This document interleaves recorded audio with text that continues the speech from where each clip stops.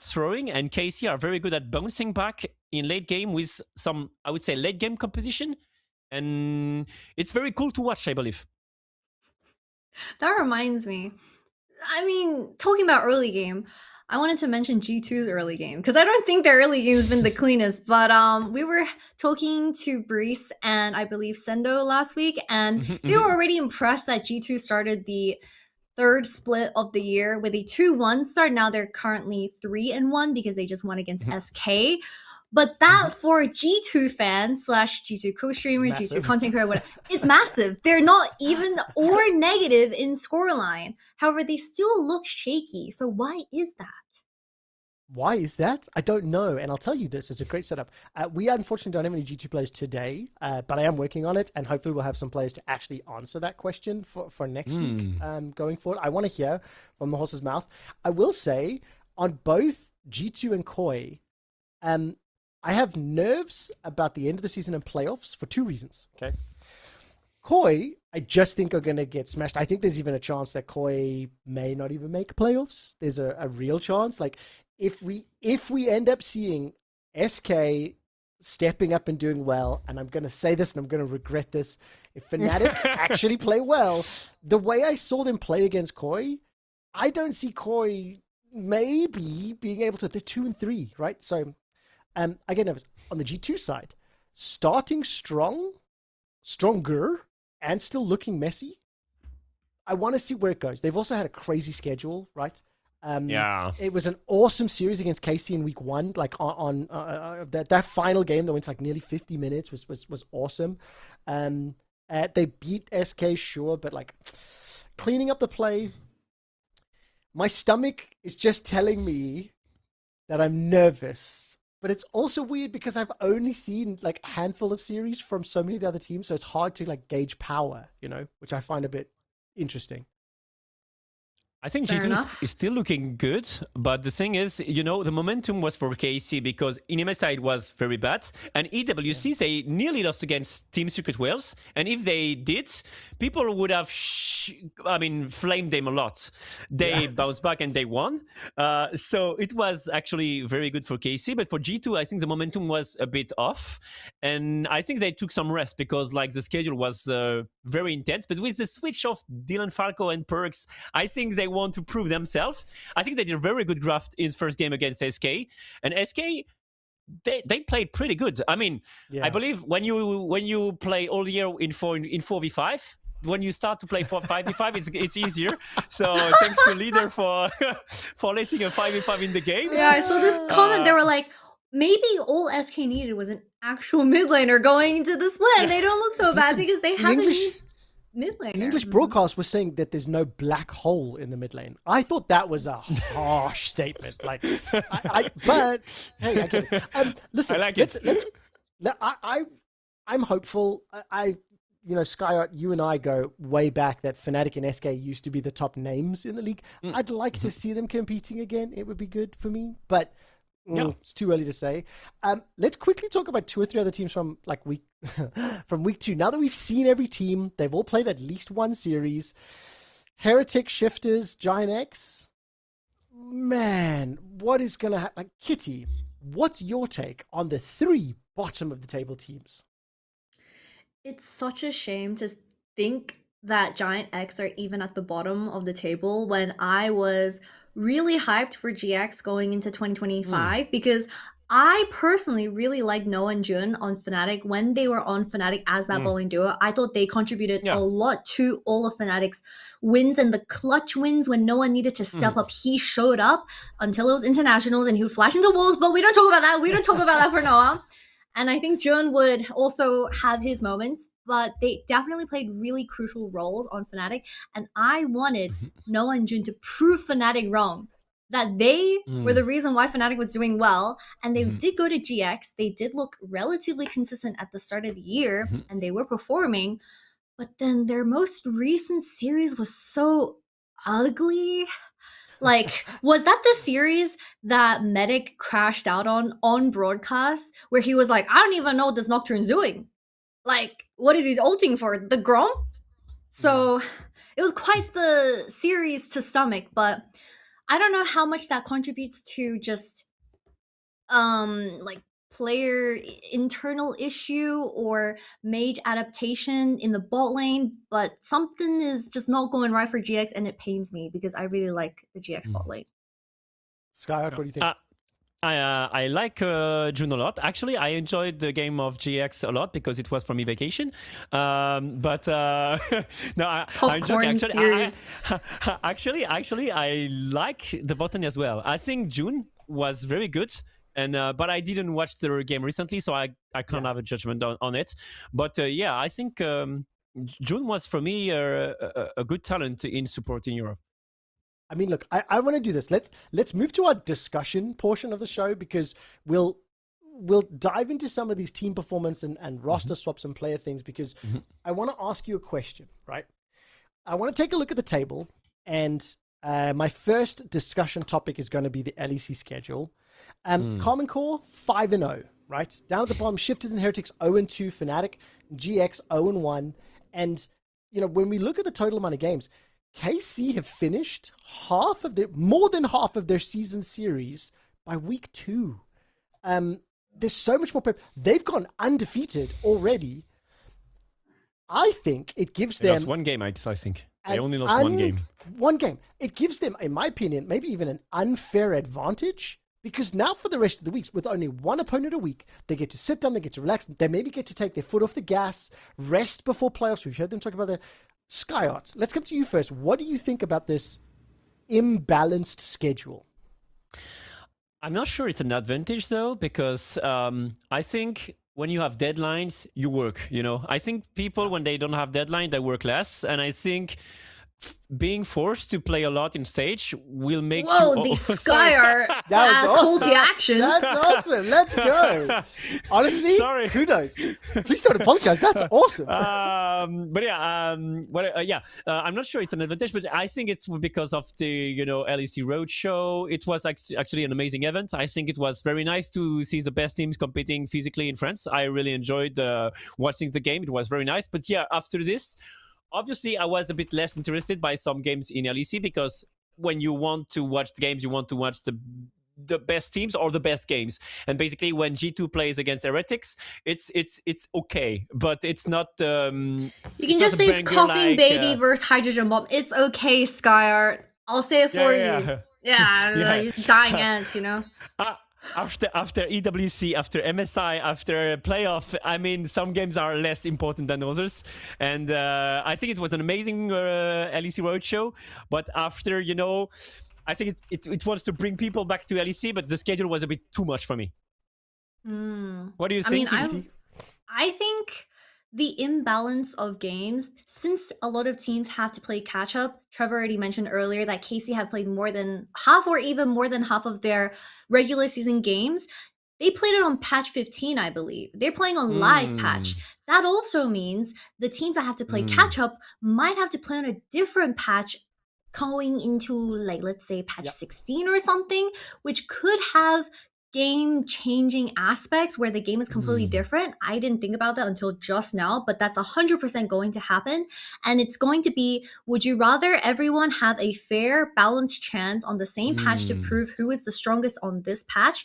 Or would you rather have nice road shows and have the hype, the live audience, the audience, like... Why not both? Why not both? Why do I have to say... Look, I get it, right? I understand the logistics. I understand the financial implications of the road shows, and you want to have the local fans. Like, when KC are hosting, you're going to have KC in all 3 games. You want to have the biggest competition, the most exciting. Like, I get it. But you now have an uneven tournament format. Each of these teams plays 9 best of 3s, okay? And the fact that KC have played 5 best of 3s on one patch, on home turf, in their event, with their crowd behind them, and now the rest of the teams have to play their other 5, 6, 7, 8 best ofs on a different patch, in a different location.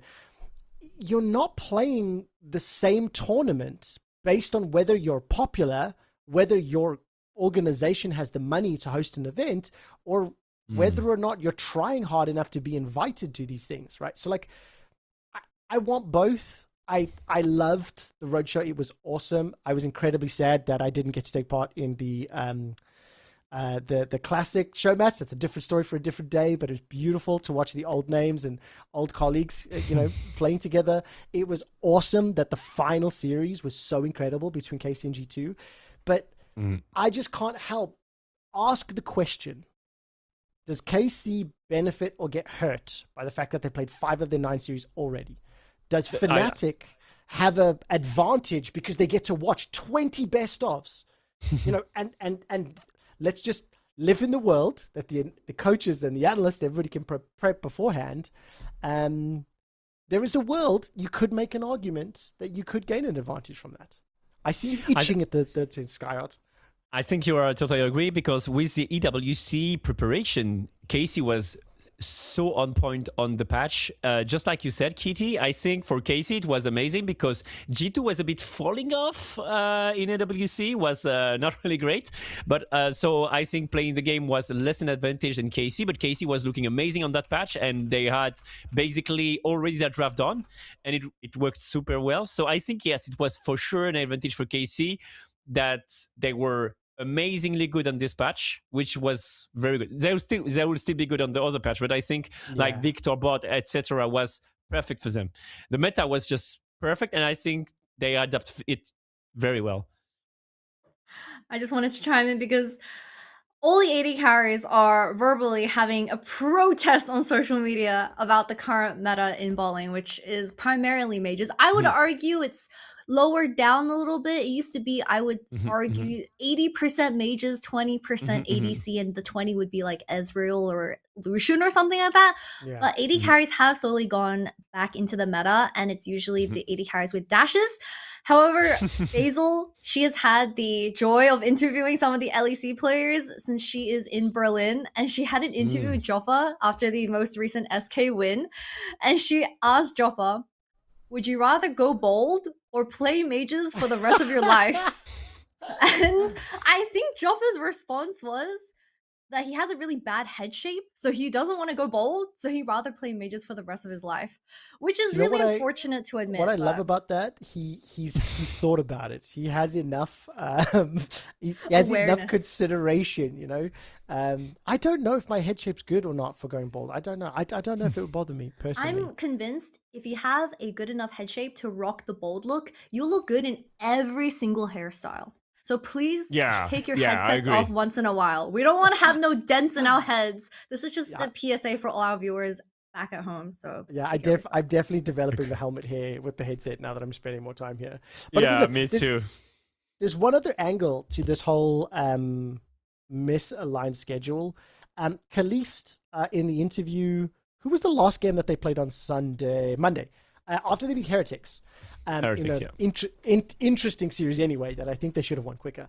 But Kalist actually had a conversation saying that there's a lot of LEC players that are unwell at the moment, that are either sick or just very, very tired.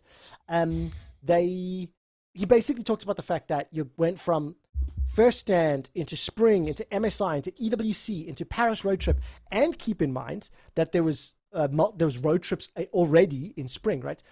The League of Legends players have had to travel more this year, if you're a top performing European team, than any previous year for a long time.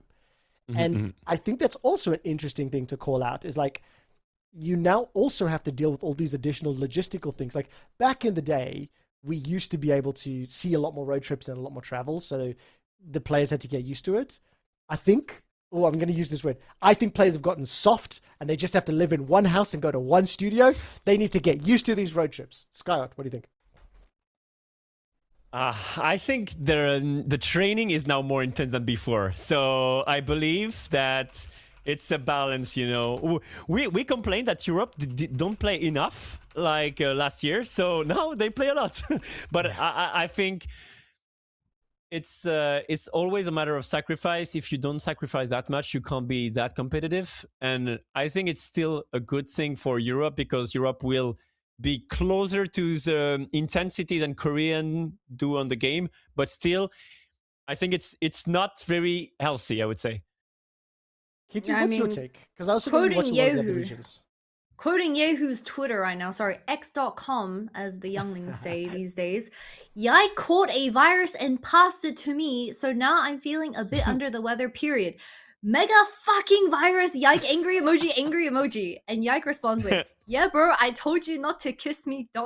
So, there seems to be some virus going on in Europe, so please take care of yourself. But I think the schedule is not benefiting anyone because from a more international point of view, if you look at LPL and LCK, they are facing a lot of issues as well because you assume Hanwha, they just won MSI, which is a very prestigious title to win. You would expect Hanwha to do just as good going into Split 3. But I'm sure Skyyart has a lot to say about Hanwha as they're not the top dogs anymore.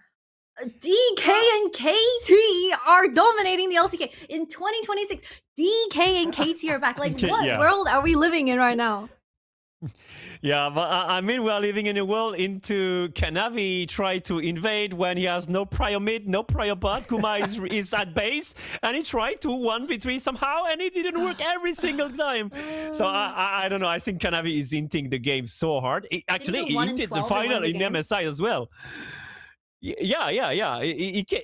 I mean, he has a very high, but sometimes I think he go crazy. I think he's really too over aggressive sometimes, and he needs to calm down. There's a saying. He wants to prove himself too much. Chill. If you don't love him at his worst, then you don't deserve him at his best. Okay, as a JDG fan from 2023, I've seen his highs. So wait, he's amazing, but do you love him? Do you love him or hate him? I'm confused at your stance, Kitty. I know where Skyyart stands. I will forever love 2023 JDG. That was the closest to a golden road that I've seen in the most recent in this century. Oh, sorry, in this decade. Sorry, not century. Century is a bit far. Century really will still catch. stay as G2. Oh, really good catch. Really Century good. will forever stay as G2, but decade as you started JDG. that sentence, I got so mad. I was for at you. T1. I got so mad. No, G2 in 2019. What are you saying, T1? Yeah. You're full of shit. No, I say against GDG. I was on T1 side for sure. Okay. All roads lead to Faker, and that's the infamous quote from 2023 because JDG were 2 series away from completing the golden road back in the day. Wasn't it all roads lead through Faker? Because you had to go through him to win. I remember each word specifically of how scarred I am from that series. But yeah, back to Kanavi and Hanwha because I mean DK as a whole, ever since their drama of being 1 month behind in salary was exposed online, they've been locked in. Salary maker, you know? They've been winning everything. They want to get paid for sure. But what's your take on this? Because I was thinking about this, right? Like watching DK going into EWC, seeing what had happened, you know, to the teams that competed at MSI, and then it comes out that they're not being paid. And all of a sudden, DK then like kind of pop off at this tournament, which there was a lot of other things. Like it was an interesting tournament to watch. There's a lot you can unpack, but my brain couldn't understand what that meant. And then you start looking at the tournament results. You start looking at the performance. Like, is this a bigger ecosystem thing? Is this just a DK being a momentary thing? Like, I don't really understand how I would explain it, you know?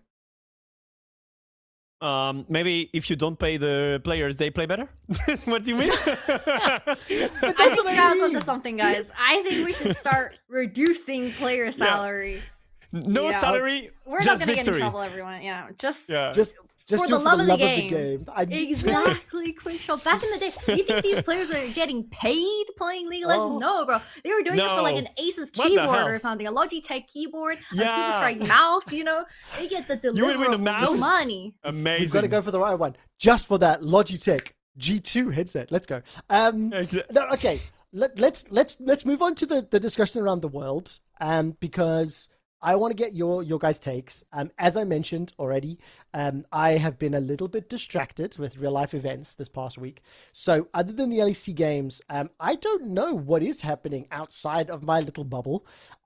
So let's start. Skyyart, give me a little bit of an LCK rundown. What have you been seeing? What's your take on the league as we are kicking off summer? It's I mean, the level of every team is very, very close. Every team has its strengths and their weakness. And I think it's very entertaining to watch because it's a legend group. So the top 5 is competing. And there will be only 4 slots in Worlds. And I think 5 or 6 teams could go to Worlds and do a lot of damage. So it's going to be very entertaining. I mean, is it DK? Is it KT? Is it T1? Is it Actually? Is it Genji? I think it's amazing to watch. I'm just very sad it's the last year of Kin. I think he deserves to stay for such a while. I don't know why he wasn't taken in Asian game, but it's another debate. And I mean, it's so cool because the level of Korea in France, at least, people have said that Korea is looking bad. I think Europe is looking better. I think Europe improved a lot. And I think also Fearless reduced the gap between the top teams and the competing teams, because basically if you do a not really good draft, you will be in very big trouble. And if you play Tristan against Corki like 5 games in a row, I mean, it's going to be very stable and there will not much variance because it's just execution.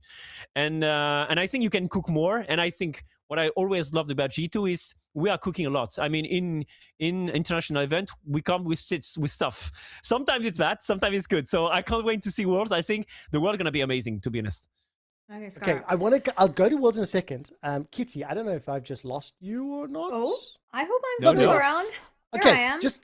Just before, I want to pause on the performance of the regions. Give me an update. What regions are you watching at the moment? How well are they doing? And then I'm going to ask a question about who's better.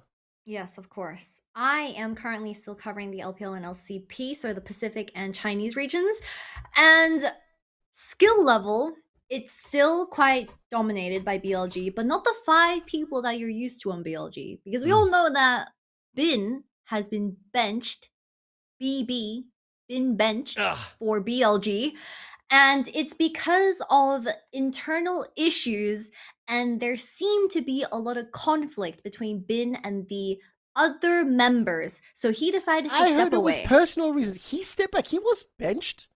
He made the choice that he wanted to. He quit instead of being fired. Is that what that is? He technically, okay, if you bench yourself, if you quit before they fire you, that's technically still, it's like the saying, it's like you didn't break up with me, I broke up with you. Yes. Like yes. I mean, not saying that they're salty or are you surprised that BLG is still doing as well as they are though?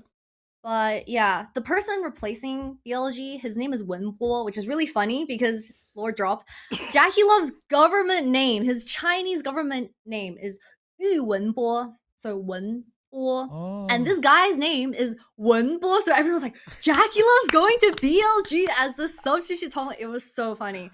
He has been a passenger. I don't think he's been super extravagant or extraordinary as a rookie. He slid into the team quite well.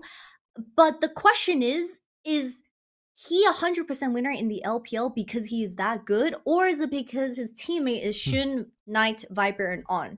So that's something that the Chinese fans are currently deciphering. And the other crazy news is Top Esports also, unsurprisingly, got a roster change. They changed their support back to Zhuo, and he used to be on Top Esports, I believe, in maybe 2022. So it's not a new pairing in the bot lane.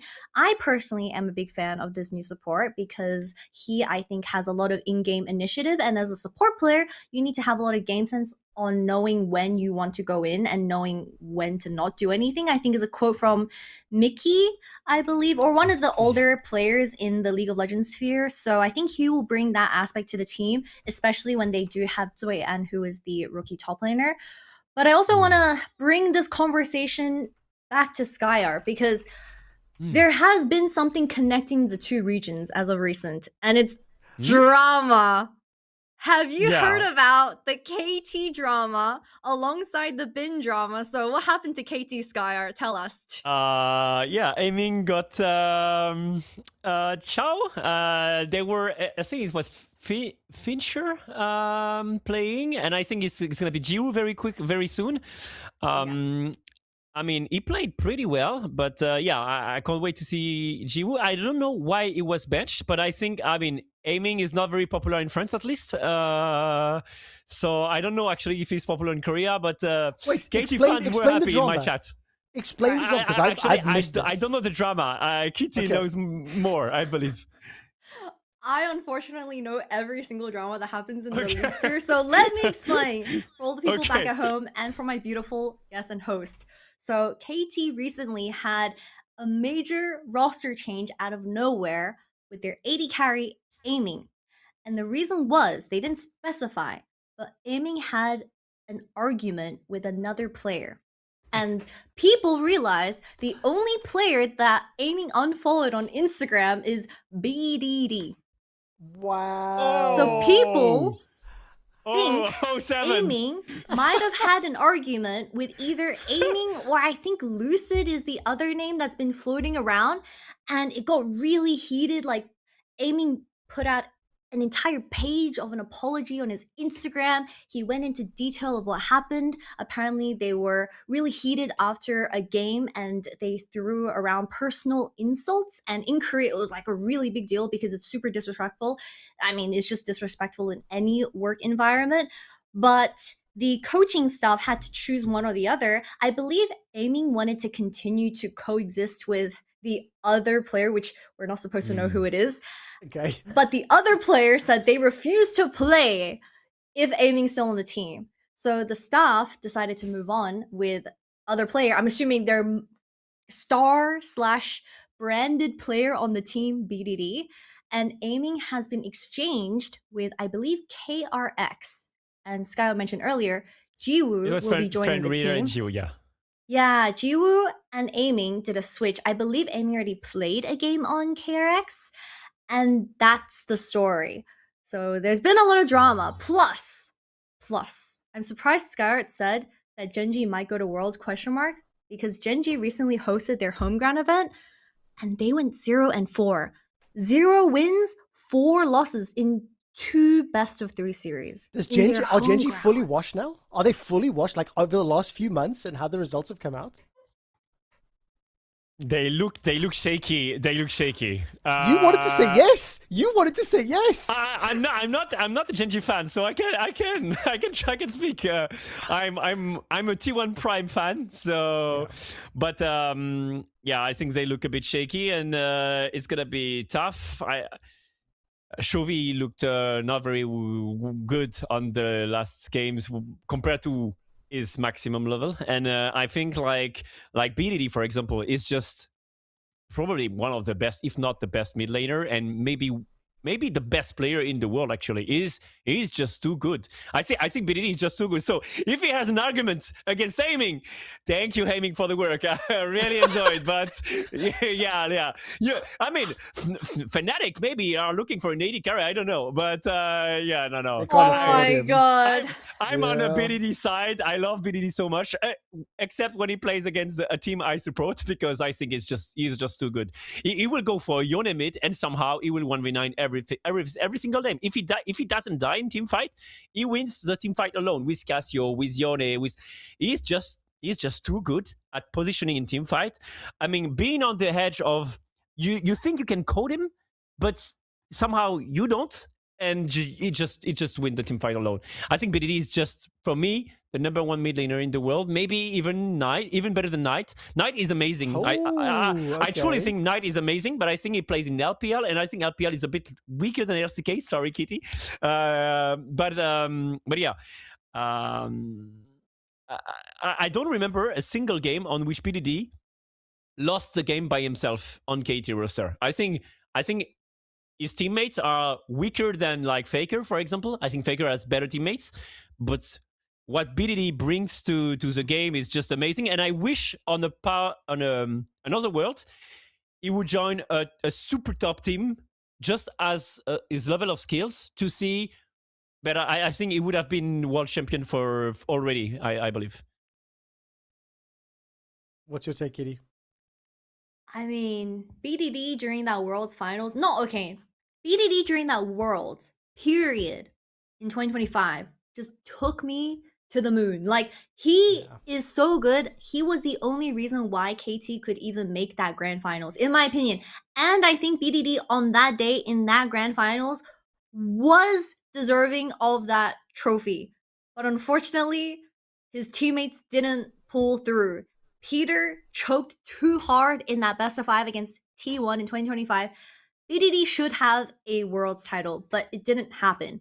And KT agreed. continuing to do well into this year is taking me by surprise, but I'm not sure on how much that contributes to KT playing good or every other LCK team having a major slump. Because I know T1, Genji, the two top dogs of the LCK, are struggling really hard, and Life, even in the split 3, like they're getting challenged here and there as well.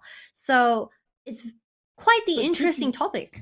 Are you telling me? So when we were preparing for today, right, and we were having a conversation, you wanted to explore the idea of other regions being less consistent. I'm going to put some words in your mouth here, right? LCK and LPL are kind of looking shittier. So therefore, there's more chance for the LCS and the LEC to do well. Like I didn't say LCS. That's well. Listen, Leon, like you got to admit, Lion looked pretty good. Like I got to give props where it counts here, right?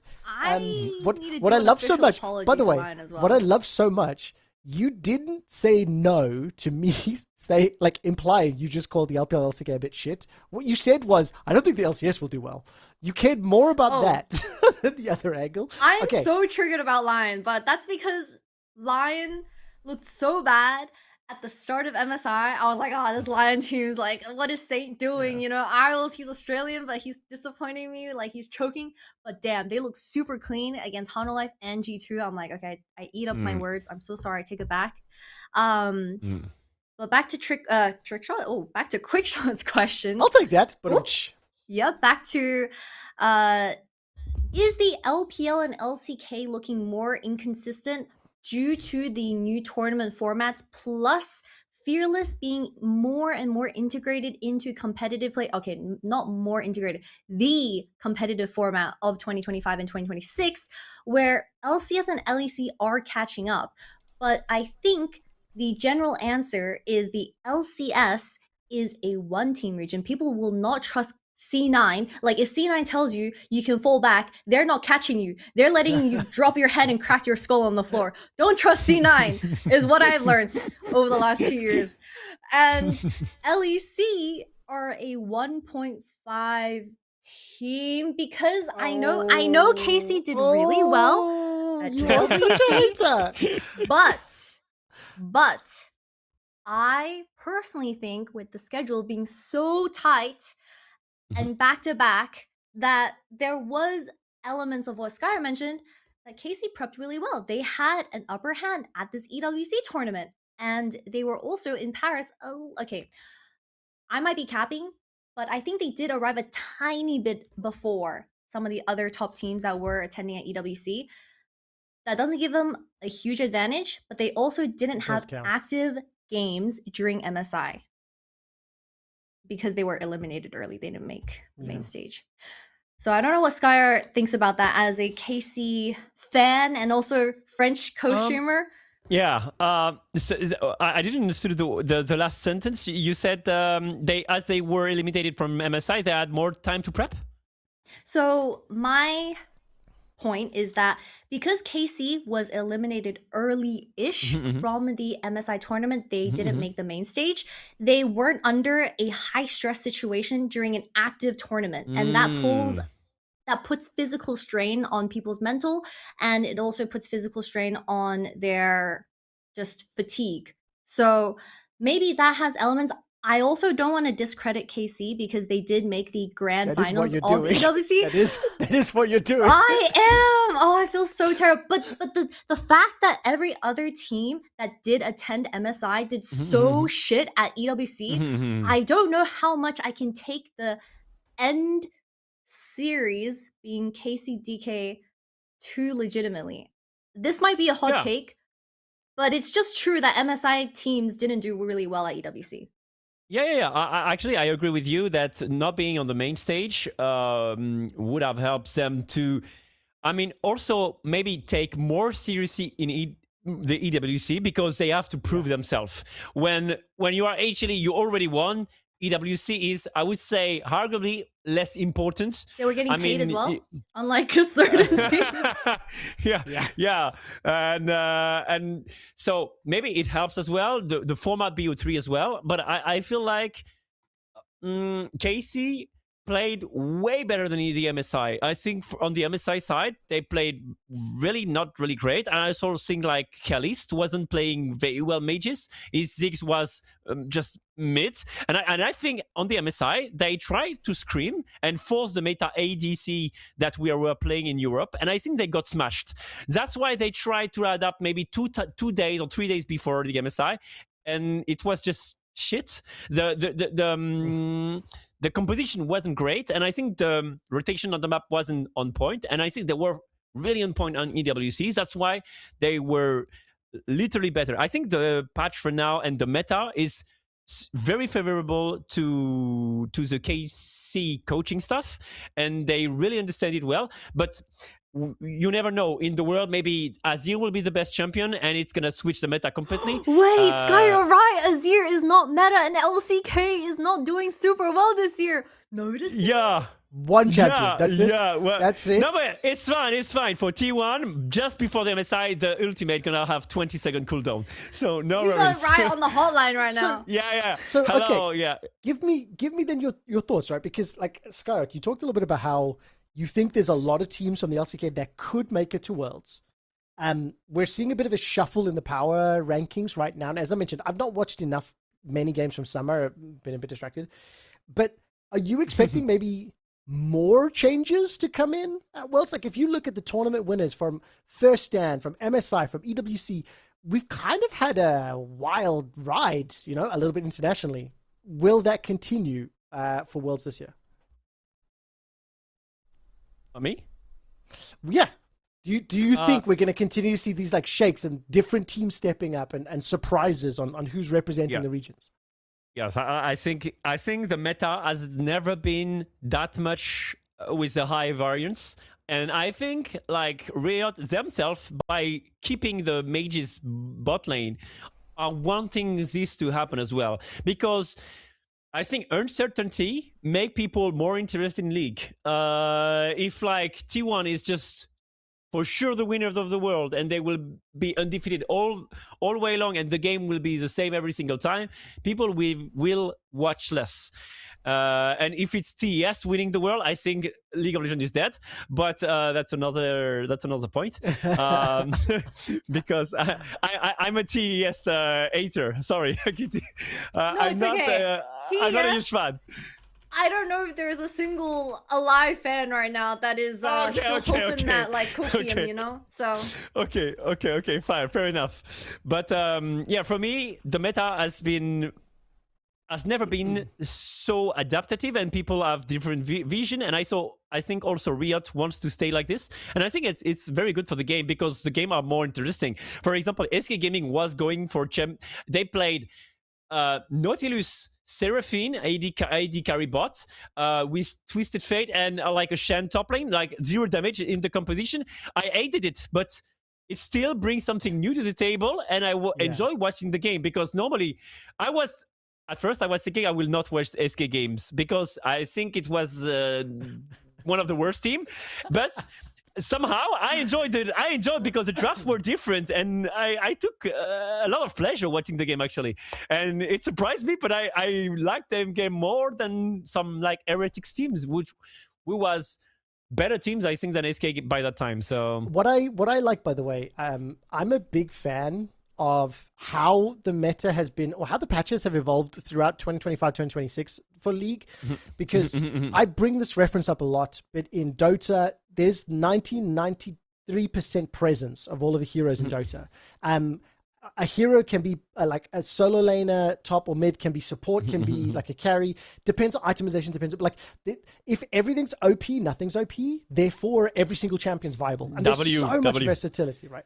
So I like seeing this versatility. I also like seeing worldwide, one of the trends that I came into this show wanting to just explore a little bit, of all the games that have been played, Europe currently has a 40% mage presence in the bottom lane. LPL has a 30% mage presence in the bottom lane. LCK has 16%.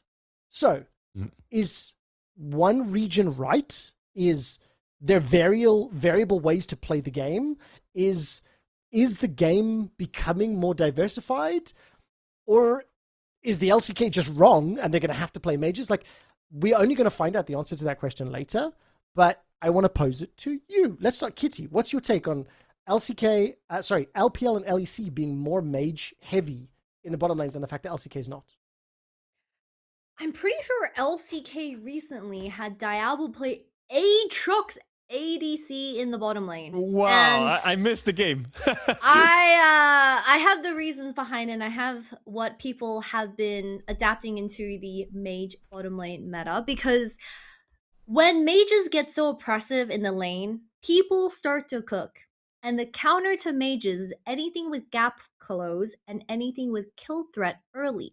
So that's why the AD carry presence with dashes have gone up over the last week, because people realize if you just play Corki or you play Lucian, you can, number one, dash their spells or their poke and avoid their damage early or harassment early. Number two, also propose threat on the enemy solo laner in bot lane, where you can potentially 1v1 kill them on the right CD for the mage, spells. So that's the number one answer into mages. And number two, apparently people have been scrimming Aatrox and just anything that has a dash, because they just genuinely but that's half the champions in the game now. And half the champions in the game have a dash mobility. Before we even came into the split, you had Pays playing Echo bot lane, Galio bot lane. Genuinely, the mage counters that you see in mid lane, you will also see in bot lane now. So that is why mages have kind of gone down in prio, because people are just using the history books, like the encyclopedia of what you would do in a classic mid lane matchup, and just put it in bot lane. And people have slightly adapted again. But Sky, is the LCK right or wrong?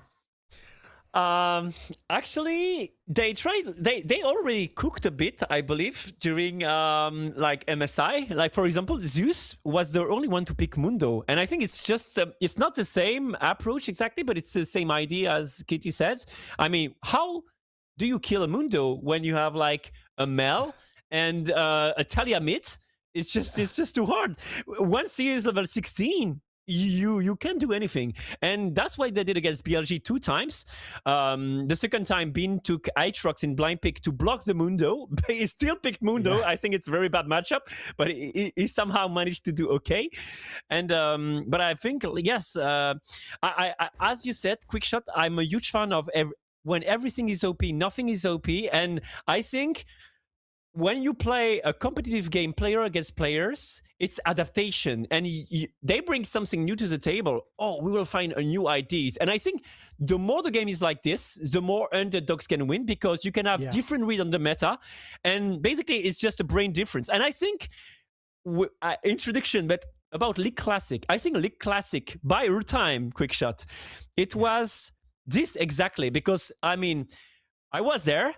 Europe has had a different meta than NA, and every region was thinking their meta was the best. Like, just like you said, like mages in bot lane and few mages in LCK. I think it's the same idea. Every people think they are right, but in the game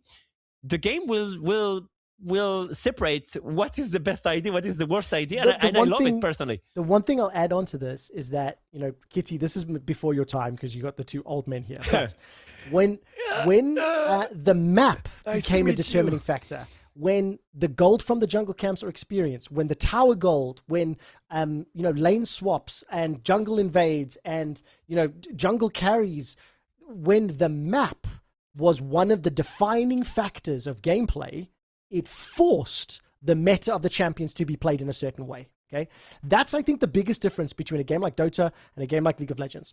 The map in Dota does not fundamentally impact the champions and the compositions that need to get played.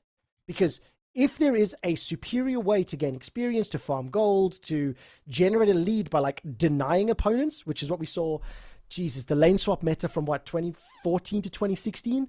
And then you have this, or 2015, 2016, like when you've got this like rigorous LCK style of gameplay that they can just suffocate the map, suffocate. It doesn't matter what fucking champions you play because they just play the lanes better than you. And therefore it's a PvE, not a PvP. So that's what I'm liking now. I like this variability. I love that we've got Vayne tops. I like that the jungle feels diverse. I love that the mid lanes feels like... I'm kind of excited to watch, and I'm kind of hopeful that we keep this variation. I don't want it to just settle into Aatrox, Corki, and fucking Mel as what's in the bottom lane and carries are gone. I don't want to see that happen, you know. So I'm hopeful. I'm hopeful. Skyyart, I saw you smiling when I was talking about lane swaps. Do you remember that time fondly or yeah, I angrily? loved it. Was super interesting. Like having 20 minutes of the game, people just don't eat themselves, and the top lane is level 1. I loved it. I mean, so very exciting. entertaining to watch. It was the worst, I think, meta we ever had, and it was just before the World, so Riot was a bit screwed. But to me, the fact that it exists and like an underdog team can bring something to the table just before the World, I love it, because it was like Moscow 5 by that time. I lost against them because their meta was just too good. They were giving all the race to Alexish. He was just getting all the rest. So the jungle has to invade to have something to eat. And it was just an amazing gameplay to watch. Even if I get destroyed, I enjoyed a lot, and I think IDs is the best point on League. I think League is less an executional game than a brain game. I mean, when you compare to Rocket League, if a kid of 6 years old, I mean, your son in 6 years will be better than me in Rocket League, but he will maybe never come back to my level on League of Legends, because even if you train 2,000 hours, I think decision is the number one separating factor in League, more than just execution. Yeah. I love it. I love it. Mm-hmm. Kitty, do you have anything to add before we move on a little bit? Yeah, because League of Legends, I feel like it's a game that's been figured out through and through. You have these nerds on Twitter that are constantly arguing about what is the best build, the best stats that you can get to get maximum crit on X, Y, and Z, and the most profitable like team composition that you can have.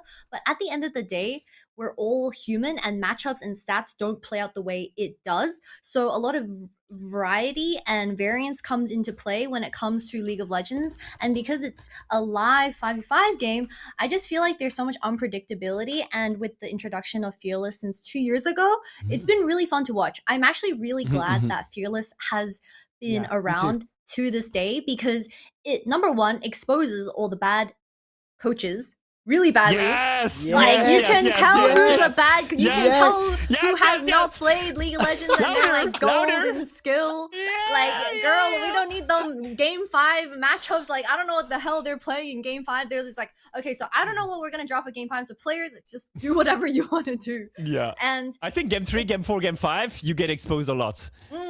So you can separate the really bad coaches to the really good coaches, and that's where the coaching staff also adds a lot of value. Because I remember back in the day when we actually got an interview with Dylan, he genuinely said during these traditional game 5 drafts, it was literally, do you want to play the Tilia matchup or do you want to play the Syndra matchup? And they would argue about this for 5 games in a row. So which one do you want to play? It's like Tilia Syndra, Syndra or Tilia. So it was so boring and so lame, but I'm so glad that we were given this variance, plus just the game being a bit more interesting these days when it comes to just macro and how creative people can get. Because I also think, like Skyyart said, experience is the most important knowledge that you can have in these games, and that's what makes Faker so strong himself. It's the truth. It's the truth. Also, by the way, I did like such a deep dive going into MSI and EWC. I didn't understand the bot lane meta enough, right? I'm an old man. I understand engage supports, mage supports, or enchanter supports, and ADCs, right? So it's like, I didn't understand the mage combos. I didn't look at the run. So I started diving deeper into the numbers and why supports would hit level 3. Once they hit level 3, then they'll roam until around 8 or 9 minutes, because at that point, the average level of minions hits a high enough point that the catch-up XP kicks in. But it's a mechanic that is so complex. It is so convoluted. There are so many numbers involved that is annoying. It makes it very hard for a casual viewer, makes it very hard even for experienced League of Legends viewers to understand, which is why I'm not going into depth about it. But what it does do for the viewers is between 3 minutes and 8 or 9 minutes, you have two supports that are intentionally designed to roam the map, to make plays, to get involved in the game. It's forcing you to learn macro. It's forcing you to look for skirmishes. It makes it a more fun game. And then you combine that with Fearless, and you're like, okay, now we're seeing the Pikes, the Nautiluses are back in. You also have your Seraphine options. You have, like, it's one of the best gameplay decisions that, look, it still forces the player's hands. The optimal way to play support is to hit level 3, then to roam for 5 minutes, then to play catch-up XP. That routine won't change. That does mean that unless you can find a way to abuse that system, that is the only way to play support right now on this patch. But I like that way. Only way. I'm not sure it's I'm not sure it's the only way, because if you can have a way to dive bot lane, I think it's fine. It's just against Ziggs, you just can't dive him because he just E and go AFK and there is no wave. But then that means it's the only way, right? So no, because when the game goes to game 4, game 5, or game 3, I think it's not the only way. Yes. Like Lucian Milio, you know, don't feed Gumayusi. You will regret it.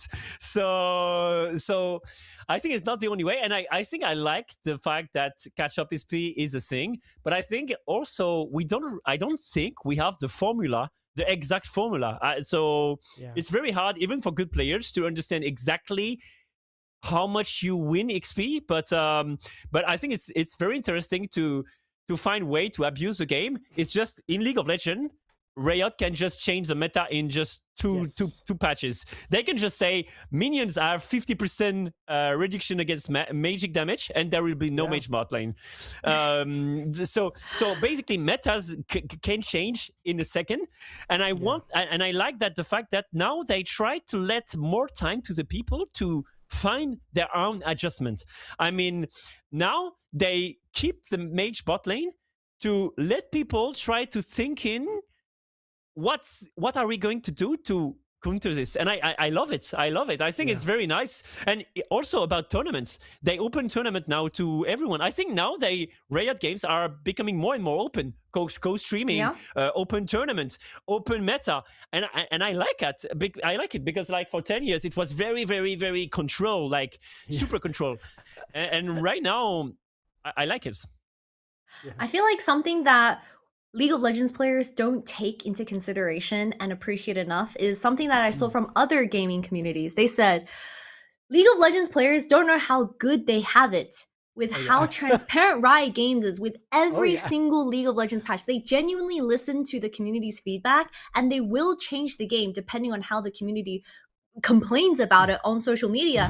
You have Case One, you have Froxon, who is actively communicating with the community on X, and you also have Drew Levin, who is also making the product as best as it can be, because the freaking Overwatch players, like, imagine if we had this for Overwatch. Job. It is a completely thankless job. Look, I'm, once you reach a certain age and you look at the wider market and you go, okay, what are other developers doing? What are other games doing? It is amazing the amount of conversation and dialogue that Riot does do with a game. It has to be celebrated.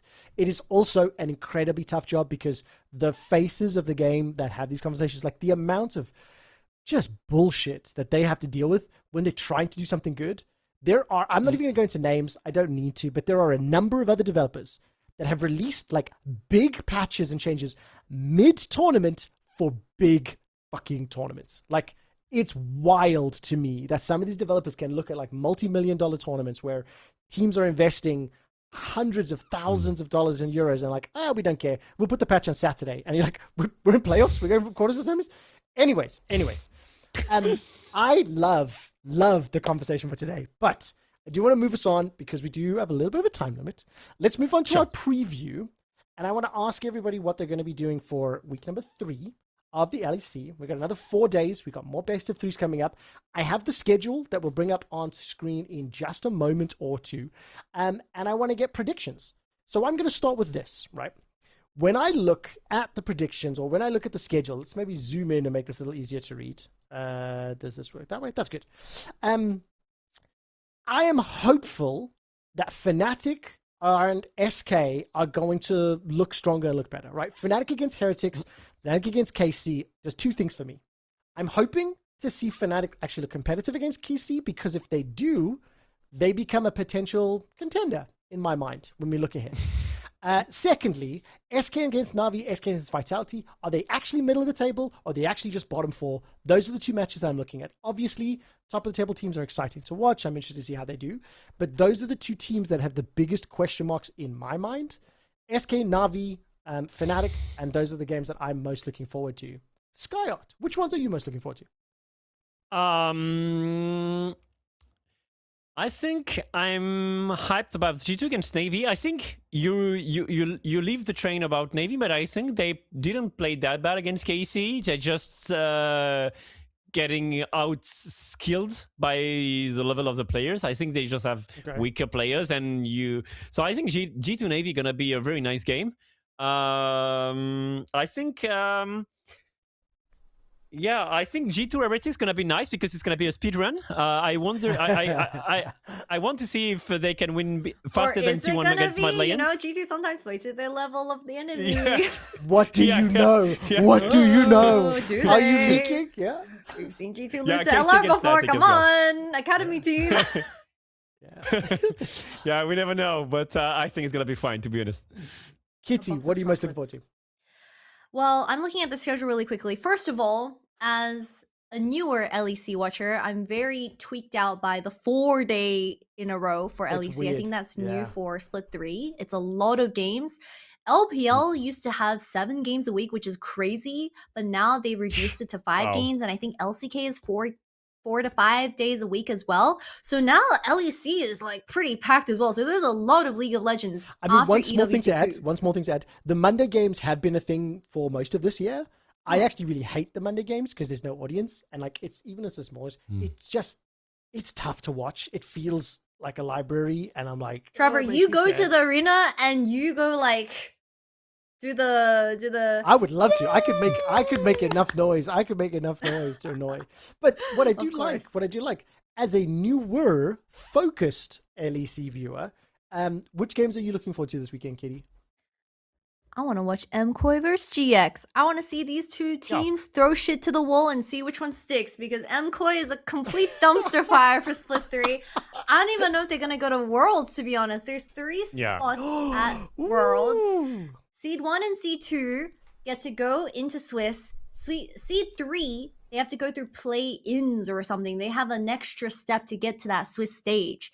And I don't know if MKOI can even get to that 3rd seed. They are looking rough. And GX, I mean, they've only played 1 series so far, but I think GX can still provide a bit more material behind what they showed us earlier this week against, I believe it was SK. You're jumping on the GX hype train. I'm not jumping on the. Okay, no, Listen, Trevor. I've sold my tickets. I'm on board the Fnatic hype train. Let me put it this way. Okay, these are my hopefuls. I would like to see one of the bottom 4 teams surprise and cause some trouble. I'd like to see things shaken up, and I'm kind of with you that I think Fnatic or GX have maybe SK have a better chance of surprising than Shifters or Heretics. No, Trevor. I'm not surprised. I don't want to see who does better. I want to see who does worse. I'm a true hate watcher going into GX versus MKOI. I want to see which team gives me more entertainment. I watch LEC for entertainment. That's why the LEC, the E stands for entertainment. So that's the series that I'll be looking out for in the upcoming week. I got a final question then. Skyyart. Let me do this before you jump in here. I like what Kitty said. She gave a prediction, Koi's not even going to make Worlds. Which 3rd team makes Worlds? We're all going to assume KC and G2 do. I think that's obvious. I don't think there'll be any arguments. Yeah. So, Skyyart, who is your 3rd team right now that makes it to Worlds? Actually, it's very tough because I don't think Vitality is looking that good, but I think Koi they have an amazing power. They can always, when they have 5k ahead, they are in a 50-50 position. So I think it's impressive how much they are throwing. And I don't think if the coaching staff do that job enough well, they will be able to come back. So I will go for the Vitality. Because I think Vitality isn't that great, but I think, I don't even know how it's possible that Yoya doesn't lose his hair. I was thinking it would be bald by that time, because if I'm him and I press tab addiction, Will Yoya rather go bald or play hair. with the rest of the MKOI players? I would go bald. Yeah. I would Okay, go bald. vitality. I see he will lose all his hair. Yoya will lose all his hair. I He's wish gonna him the lose his best. hair either way. Knock on Lucas maybe. Fiesta. Let's see what happens. Okay, Kitty, who's your third team that makes it there? Who's my third team? I think MKOI are unfortunately the top esports of the LEC, where they will make every international, but they will just embarrass themselves at every single international. And it's been the case since their 1647, before they even branded to MKOI. They were Mad Lions back in the day. Yeah. Who would be my third C? I don't think Na'Vi have that oomph behind them to push them to the third seed. So unfortunately, I think the only answer here is MKOI. Vitality should never be trusted. I came into this podcast saying that Vitality and GX should never be trusted, and I stand by this opinion. And Quickshot, I remember you saying, oh no, it was hysterics. He really wanted Vitality to do well. So badly. Guess what? They came first. So bad.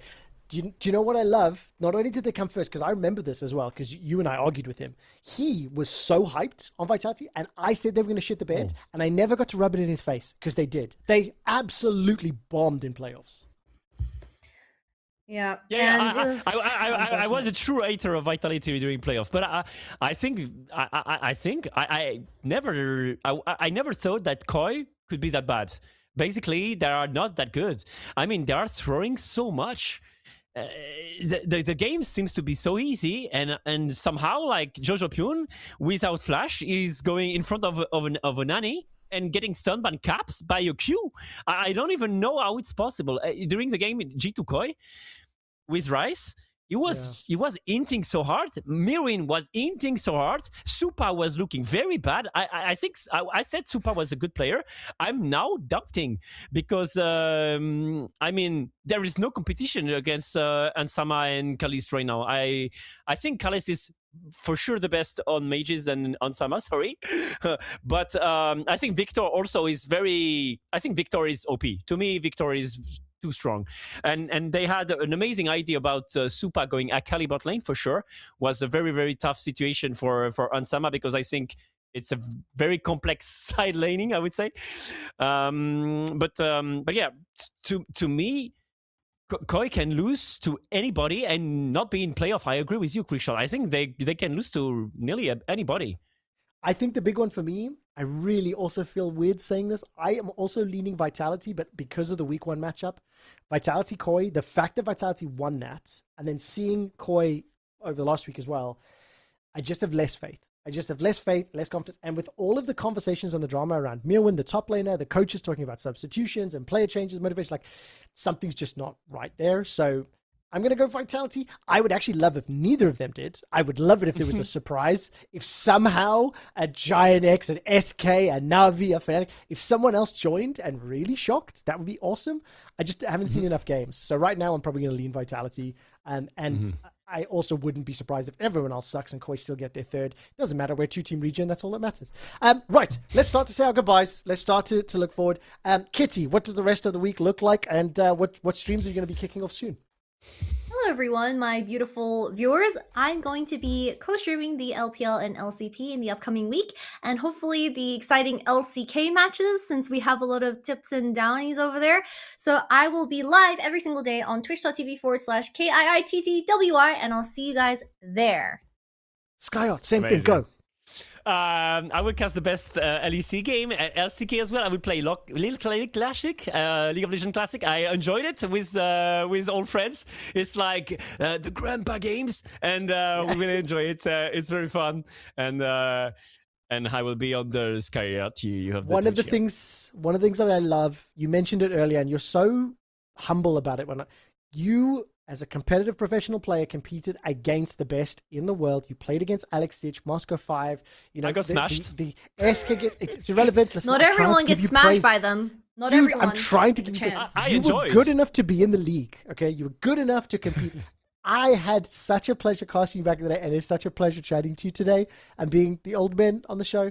Skyyart, Kitty, it made me very happy to speak to you today. I'm going to say goodbye to you. I will see And again, Miss congrats Kitty next week. for your new birth. Amazing. Thank you so much. Yes, Yes. you've just Thank you. joined. Congratulations, I'm a Quickshot. father. I think my wife is probably listening. I didn't tell her I was going to say that on air. But anyways, goodbye, Kitty. Goodbye, Skyyart. Ciao.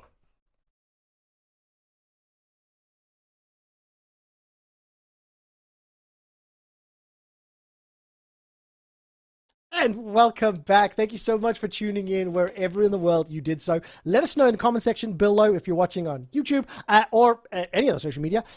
Who is your third team to make Worlds? We think it's KC and G2 pretty much locked. Who is your third team? As a reminder, if you're not following the channels, please do drop a follow. We're on YouTube. We're on Spotify. It is a lot of fun bringing you these episodes. And for the rest of summer, we'll be back every single Tuesday. I should be back every single Tuesday as well. As Skyyart mentioned just a second ago, yes, if you've done some math, I am a dad. We haven't said it publicly on public media and stuff. And Becca, if you're listening, I'm sorry. But anyways, it was really, really fun having a chat again with Kitty and Skyyart. And that does mean because we're back, we want to get back into the prediction games. I challenge you to do better than me in predictions. So we're going to take a look at the Winamax Ing predictions. I've given you my scores for next week, okay? I'm going to have some fun with this. Shifters over GX Fnatic, over Heretics, Na'Vi taking down SK. I'm going to give them some hope. I don't think they're good enough to be G2, but you can see my scores on screen. If you think you can do better than me, but as a community, head over to the G2 Discord. Throughout the course of the weekend, we're going to have the polls going up every day talking about the matches, and I want to see whether or not you do better than me. So next week on Tuesday, when we have another episode of HopEUm, we'll check in on what the community has been voting, we'll check in on what my predictions were, and we'll see who did better. Then I'll make Kitty do it for the following week. Thank you so much for watching. Thank you so much for tuning in. It was an absolute pleasure. It was great speaking to all of you. We're going to bail for now, and then I'll see hopefully all of you next Tuesday. Goodbye from HopEUm and the crew.